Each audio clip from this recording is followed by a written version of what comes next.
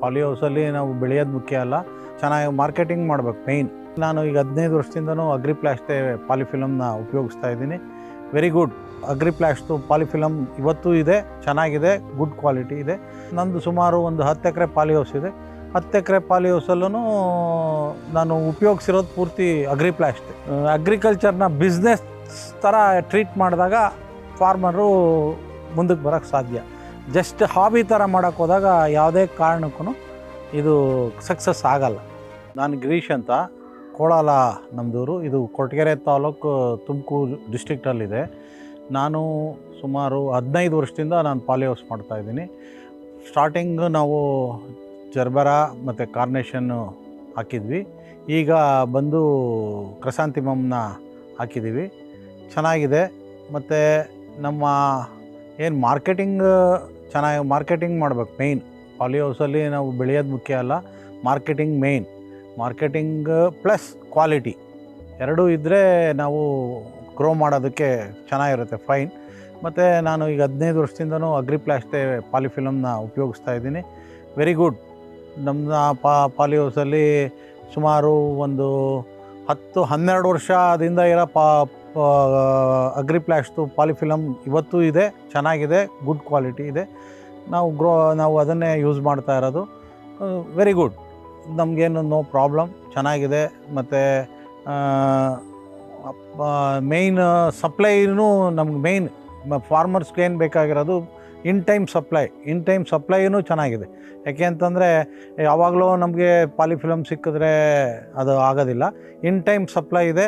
ಮತ್ತು ರೇಟ್ಸು ಈಗ ಜಾಸ್ತಿ ಅಂತ ನಾವು ಸ್ಟಾರ್ಟಿಂಗ್ 15 ಇಯರ್ಸಿಂದ ಅಪ್ ಟು ಇಲ್ಲಿವರೆಗೂ ನಮಗೆ ಜಾಸ್ತಿ ಆಗಿರೋದು ಕಮ್ಮಿ ಅಂದರೆ 1 ಮೀಟ್ರಿಗೆ 10ರಿಂದ 15 ರೂಪಾಯಿ 15 ಇಯರ್ಸಲ್ಲಿ. ಯಾಕೆಂದರೆ ಸ್ಟಾರ್ಟಿಂಗಲ್ಲಿ 40-42 ಇತ್ತು, ಈಗ ಒಂದು 59-60. ಆ ಲೆಕ್ಕಾಚಾರಕ್ಕೂ ಆ ಒಂದು ಡಿಫ್ರೆನ್ಸ್ಗೆ ಹೋದಾಗ ಇದು ಕಮ್ಮಿನೇ ಇದೆ. ಯಾಕೆ ಅಂತಂದರೆ ಫರ್ಟಿಲೈಸರ್ಸು ಆಮೇಲೆ ಮತ್ತು ಪೆಸ್ಟಿಸೈಡ್ಸ್ ಎಲ್ಲ 1:4 ಟೈಮ್ಸ್ ಜಾಸ್ತಿ ಆಗಿದೆ. ಇದು ಅಷ್ಟೊಂದು ಜಾಸ್ತಿ ಇಲ್ಲ. ಎಲ್ಲ ರೈತರಿಗೂ ಇದು ಒಂದೊಳ್ಳೆ ಕೈಗೆ ಎಟಕದಲ್ಲಿ ಅಂದರೆ ಕೈಗೆ ಸಿಗೋ ರೇಟ್ಸಲ್ಲಿ ಈ ಅಗ್ರಿಪ್ಲಾಸ್ಟು ಪಾಲಿಫಿಲಮ್ ಇದೆ. ಮತ್ತು ಗುಡ್ ಕ್ವಾಲಿಟಿ. ಯಾಕೆ ಅಂತಂದರೆ ಮೇಯ್ನ್ ಕ್ವಾಲಿಟಿನೂ ಇರಬೇಕು. ಕ್ವಾಲಿಟಿ ಪ್ಲಸ್ ಸಪ್ಲೈ ಎಲ್ಲ ಚೆನ್ನಾಗಿದೆ. ಆದ್ದರಿಂದ ನಾನು ಅವತ್ತಿಂದ ಇದನ್ನೇ ಯೂಸ್ ಮಾಡ್ತಾಯಿದ್ದೀನಿ.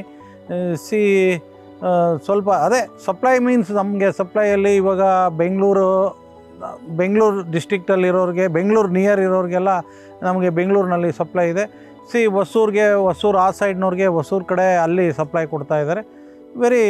ಸಪ್ಲೈನೂ ಚೆನ್ನಾಗಿದೆ, ಕ್ವಾಲಿಟಿನೂ ಚೆನ್ನಾಗಿದೆ, ಒಳ್ಳೆ ಇದಿದೆ. ಅದೊಂದು ನಮಗೆ ಅಡ್ವಾಂಟೇಜ್ ಇದೆ. ಆದ್ದರಿಂದ ನಾವು ಇದನ್ನು ಉಪಯೋಗಿಸ್ತಾ ಇದ್ದೀವಿ. ನಂದು ಸುಮಾರು ಒಂದು 10 ಎಕರೆ ಪಾಲಿ ಹೌಸ್ ಇದೆ. 10 ಎಕರೆ ಪಾಲಿ ಹೌಸಲ್ಲೂ ನಾನು ಉಪಯೋಗಿಸಿರೋದು ಪೂರ್ತಿ ಅಗ್ರಿಪ್ಲಾಸ್ಟೇ. ಅಗ್ರಿಕಲ್ಚರ್ನ ಬಿಸ್ನೆಸ್ ಥರ ಟ್ರೀಟ್ ಮಾಡಿದಾಗ ಫಾರ್ಮರು ಮುಂದಕ್ಕೆ ಬರೋಕ್ಕೆ ಸಾಧ್ಯ.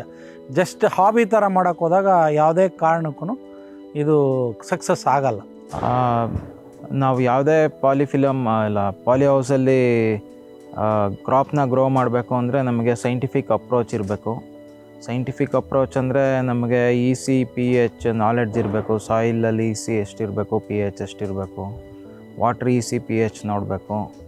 ಆಮೇಲೆ ಯಾವ ಟೈಮಲ್ಲಿ ಯಾವ ಇನ್ಸೆಕ್ಟಿಸೈಡ್, ಪೆಸ್ಟಿಸೈಡ್ ಯೂಸ್ ಮಾಡಬೇಕು, ಪ್ರಾಬ್ಲಮ್ಸ್ ಏನೇನು ಬರುತ್ತೆ, ಫಂಗಿಸೈಡ್ಸ್ ಯಾವ್ದು ಯೂಸ್ ಮಾಡಬೇಕು, ಪ್ರತಿಯೊಂದು ನಾವು ನೋಡಿಬಿಟ್ಟು ಅದಕ್ಕೆ ತಕ್ಕಂತಹ ಮೆಷರ್ಸ್ ತಗೊಂಡು ನಾವು ಗ್ರೋ ಮಾಡಬೇಕು ಕ್ರೈಸಾಂಥೆಮಮ್ನ. ಮೇಯ್ನ್ಲಿ ಕ್ರೈಸಾಂಥೆಮಮ್ ಏನು ಲೈಟ್ ಮ್ಯಾನೇಜ್ ಮಾಡೋದೇ ಒಂದು ದೊಡ್ಡ ಟಾಸ್ಕ್ ಇರುತ್ತೆ. ನಿಮಗೆ ವೆಜಿಟೇಟಿವ್ ಗ್ರೋತಲ್ಲಿ ಆಲ್ಮೋಸ್ಟ್ 15ರಿಂದ 18 ಅವರಷ್ಟು ಲೈಟ್ ಬೇಕಾಗತ್ತೆ. ಒನ್ಸ್ ವೆಜಿಟೇಟಿವ್ ಗ್ರೋತ್ ಮುಗ್ದಾದ್ಮೇಲೆ ನಮಗೆ ರೀಪ್ರೊಡಕ್ಟಿವ್ ಗ್ರೋತಲ್ಲಿ ಡಾರ್ಕ್ನಿಂಗ್ ಬೇಕಾಗತ್ತೆ. ಫ್ಲವರಿಂಗ್ ಸ್ಟೇಜಲ್ಲಿ ಡಾರ್ಕ್ನಿಂಗ್ ಮಾಡಬೇಕಾಗತ್ತೆ. ಸೇಮ್ ಡಾರ್ಕ್ನಿಂಗ್ ಕೂಡ 18 hours ಮಾಡಬೇಕಾಗತ್ತೆ. ಹೀಗೆ ಪ್ರತಿಯೊಂದು ಸ್ಟೆಪ್ನೂ ಕರೆಕ್ಟಾಗಿ ಫಾಲೋ ಮಾಡಿ ಪ್ರೊಸೀಜರ್ ಫಾಲೋ ಮಾಡಿದ್ರೆ ನಿಮಗೆ ತಕ್ಕಂಥ ರಿಸಲ್ಟು ವಿತಿನ್ 100 to 120 ಡೇಸಲ್ಲಿ ಫ್ಲಾರಿಂಗ್ ಆಗುತ್ತೆ. ನೀವು ಸೈಂಟಿಫಿಕ್ ಅಪ್ರೋಚಿಂದ ಸ್ವಲ್ಪ ನಾಲೆಡ್ಜ್ ಯೂಸ್ ಮಾಡಿಬಿಟ್ಟು ಫಾರ್ಮಿಂಗ್ ಮಾಡಿದ್ರೆ ನಿಮಗೆ ಫಾರ್ಮಿಂಗಲ್ಲಿ ಸಕ್ಸಸ್ ಕಾಣಬಹುದು. ಆಮೇಲೆ ಫ್ಯೂಚರ್ ಇರೋದೇ ಫ್ಯೂಚರಲ್ಲಿ ಫಾರ್ಮಿಂಗಿಗೆ ಒಳ್ಳೆ ಬೂಮ್ ಇದೆ.